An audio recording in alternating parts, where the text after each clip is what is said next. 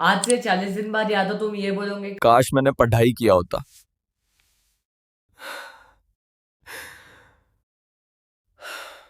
या तो तुम ये बोलोगे अच्छा हुआ मैंने पढ़ाई की एंड 100% लई। I know you are very much afraid of your boards and तुम्हारे माइंड में बहुत कंफ्यूजन है कि बस अभी बचे हुए 45 डेज में क्या मार्क्स ला सकते हैं, रिवीजन कैसे करनी है, टाइम मैनेजमेंट, सब्जेक्ट कैसे पढ़ना है एंड सीबीएसई क्या डिमांड करती है।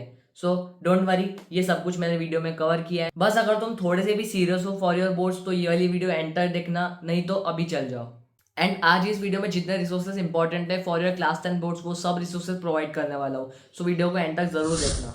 हाय, I am Saksham and I scored 97% in my class 10। First of all you have to decide तुम्हारी सुबह अच्छे से पढ़ाई होती है या रात को। जैसे कि मेरी रात को अच्छे से पढ़ाई होती थी तो मैं रात को अपना टू डू लिस्ट अच्छे से फॉलो करता था। तो पहले दोनों में से एक टाइम फिक्स करो and start making to do list. And to do list में सिर्फ 5 से 6 कॉलम्स डालना, लाइक तुम्हारा जितना सिलेबस बचा हुआ है उसमें कौन से सब्जेक्ट कवर करना है, रिवीजन कौन से सब्जेक्ट के करने हैं, पीवाईक्यूज कौन से करने हैं, एमसीक्यूज करने हैं, या तुम्हें अभी किस चैप्टर के शॉर्ट नोट्स बनाने हैं या लेक्चर देखने हैं। ये सब टू डू लिस्ट में बना के लिख लिया करो एंड जिस टाइम सुटेबल तुमको पढ़ाई करने का उसको प्रॉपरली फॉलो किया करो। Now if I talk about syllabus completion और revision strategy, first of all ChatGPT के पास जाना एंड उसको बोलना I am in class 10 and just 45 days are left, give me day wise plan of this chapter, जो तुम्हारे बचे हुए चैप्टर कंप्लीट होने के, and revision plan with question practice, सब कुछ वो तुम्हें बिफोर योर बोर्ड सब कुछ प्रॉपरली प्लान करके देंगे, उसको प्रॉपरली फॉलो करना। एंड तुम्हें रोज अपनी टू डू लिस्ट बना के उसको फॉलो करना है। एंड जो हमारा चैलेंज चल रहा है 60 डेज का, वहाँ पे आके कमेंट करना कि आज का दिन कंप्लीट हो गया बहुत अच्छे से। एंड अगर तुम अभी तक इस वीडियो में हो तो अपने डिजायर्ड परसेंटेज कमेंट करो। चलो अब हर एक सब्जेक्ट को अच्छे से डिकोड करते हैं कि तुम अच्छे से अपने मार्क्स ला सको। फर्स्टली इंग्लिश में तुम्हें हर एक चैप्टर में ये 5-6 टॉपिक को अच्छे से याद कर लेना है। हर एक चैप्टर के central idea, theme, message, important keywords, lines and characters, ये हर एक चैप्टर की मुंह जबानी याद कर लो अगर तुम्हें चैप्टर कुछ भी नहीं पता है तो। And if I talk about poem, मैं ये सजेस्ट करूंगा कि पोम की हर एक लाइन अच्छे से याद कर लो with poetic devices, figure of speech, and वो पोम के डीप मीनिंग वगैरह क्या है, लाइक फायर एंड आइस में क्या क्या डीप मीनिंग थे एंड उसमें 5-6 सेंटेंसेस क्या लिख सकते थे अपन, तो वो पूरा अच्छे से डिकोड कर लो एंड उसको अच्छे से याद कर लो। सब लोग आके तुम्हें यही बोल रहे होंगे कि इंग्लिश सिर्फ तुम 5 से 6 दिन में कर सकते हो, बट जिसको इंग्लिश अच्छे से नहीं आती उसको एटलीस्ट 1 महीना इंग्लिश को देना पड़ेगा।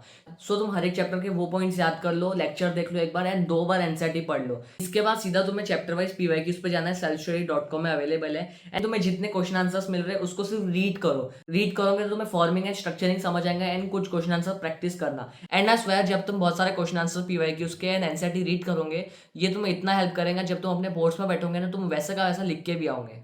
सो तुम्हें इंग्लिश में बस 5 पॉइंट करना है, प्रेजेंटेशन, अंडरलाइनिंग द कीवर्ड्स, वो 5 से 6 पॉइंट मुंह याद करना है, एनसीईआरटी एटलीस्ट 2 बार पढ़ना है एंड पीवाईक्यूज रीडिंग करना है। And for writing skill and grammar you can follow dear sir, format वगैरह याद कर लो एंड जैसे सर ने पढ़ाया है वैसे करो। एंड पीवाईक्यूज बहुत इंपॉर्टेंट है राइटिंग स्किल एंड ग्रामर में।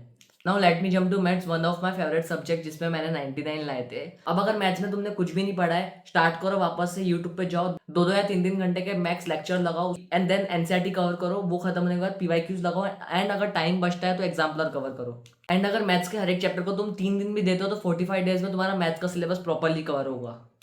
एंड अगर तुम्हारा रिवीजन बचा है मैथ्स में, तो सबसे पहले एग्जाम्पलर स्टार्ट कर लो, देन पीवाईक्यूज कवर करो एंड एंड के 10 दिन में स्टार्टिंग से पूरी एनसीईआरटी एक बार लगा लेना। अब फॉर सपोज तुमने मैथ्स का पहला चैप्टर किया तो तुम्हें उसकी एक शीट बनाना है, जितने तुम्हारे मिस्टेक्स हो रहे वो लिखना है एंड उसके जितने फॉर्मूलाज है वो एक शीट पे लिखना है। मतलब ऐसे तुम्हें 14-15 शीट बनाने हैं जो तुम एग्जाम के एक दिन पहले याद करके जाओगे। आई प्रीफर तुमको मैथ्स के रिवीजन सबसे पहले जितने हार्ड चैप्टर्स है उसको कवर करना है, सेकेंडली जो high weightage and easy chapter है उसको कवर करना है, एंड थर्ड जो मॉडरेट चैप्टर है। मैथ्स में ये मिस्टेक तुम जरूर करोगे, फर्स्टली बेसिक कैलकुलेशंस में, प्लस माइनस वगैरह में, सेकेंडली यूनिट लगाना भूल गए, थर्ड तुम फॉर्मूला स्टेट करना भूल गए, लाइक मैंने a plus B whole square का फॉर्मूला लगाया है तो मेरे को स्टेट भी करना पड़ेगा वहाँ पे।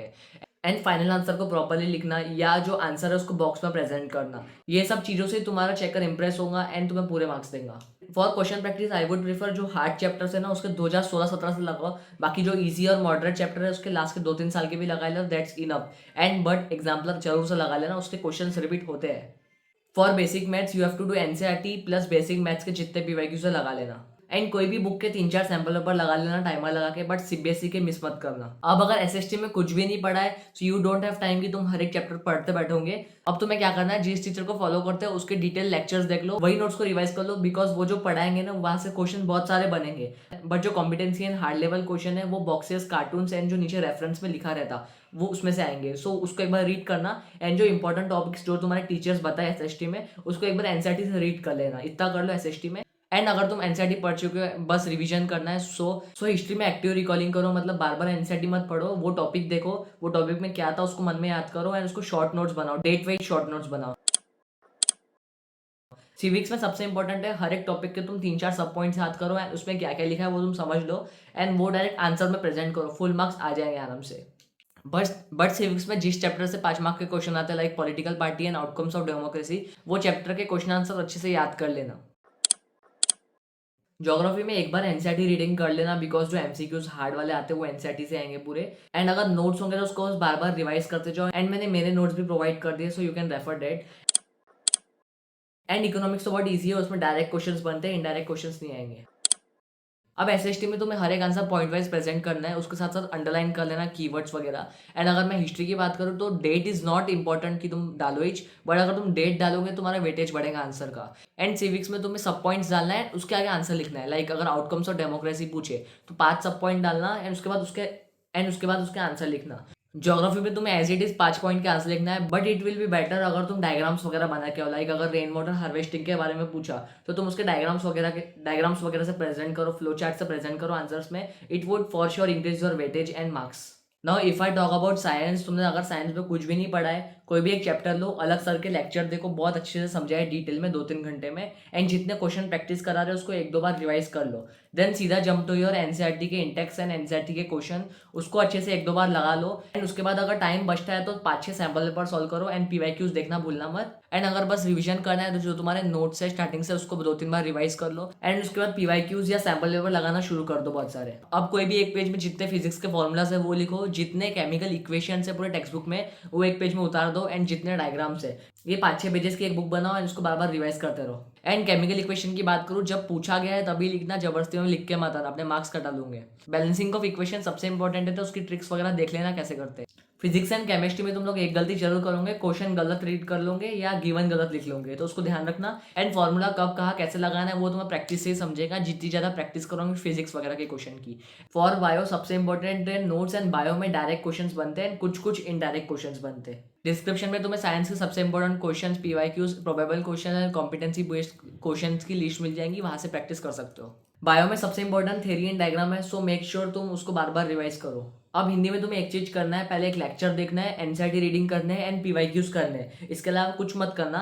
एंड अगर तुम्हारा सब कुछ हो चुका है सो रिवीजन के लिए एनसीईआरटी 2 बार रीड कर लेना, पीवाईक्यूज बहुत सारे कर लेना एंड जो रेफरेंसेस है उसके क्वेश्चन आंसर्स कर लेना। ग्रामर एंड राइटिंग स्किल में भी कोई एक टीचर को फॉलो करो, उनके नोट्स रिवाइज करो एंड जितने ज्यादा पीवाईक्यूज हो सके इन लैंग्वेज सब्जेक्ट उतने करो, because in language subject mostly question तुम्हें पीवाईक्यूज से मिलेंगे। अब संस्कृत में तुम्हें मास्टर साहब सर को फॉलो करना है, वो तुम्हें अच्छे से रिवाइज करा देंगे, उनकी जो बुक है वो भी खरीद लो एंड उसके क्वेश्चन आंसर्स प्रैक्टिस कर लो एंड पीवाईक्यूज कर लो। दैट्स इनफ इन संस्कृत, और कुछ करने की जरूरत नहीं है। एंड एनसीईआरटी इंपॉर्टेंट है, उसके मीनिंग्स वगैरह जान लेना, बहुत सारे यूट्यूब पे lecture. First of all make sure you should never compare yourself with others, कोई एक रिसोर्सेज को फॉलो करना है, बार बार रिवीजन करना है। एंड मैं बार बार क्यों बोल रहा कि तुम question practice, sample paper and PYQs करो, बिकॉज जब तुम बोर्ड्स में आंसर लिखोगे कोई ऐसे क्वेश्चन रहेंगे जो तुम्हें आएंगे नहीं एंड उसके कारण तुम बहुत डर जाओगे एंड तुम्हारा आगे का लिखना नहीं होगा। बट अगर तुम घर पे बैठ के पहले से प्रैक्टिस कर रहे हो क्वेश्चन आंसर लिखना या पेपर सॉल्व करना, सो वहाँ पे तुम्हारा टाइम मैनेजमेंट भी प्रॉपर्ली होगा। So I have told all subject wise strategy, revision, time management या टू डू लिस्ट वगैरह कैसे बनानी है। एंड वैसे भी हमारी 60 डेज सीरीज चल रही है, जिसमें मैं तुम्हें एंड तुम्हारे माइंड को अच्छे से प्रिपेयर कर लूंगा for your boards with resources सब कुछ।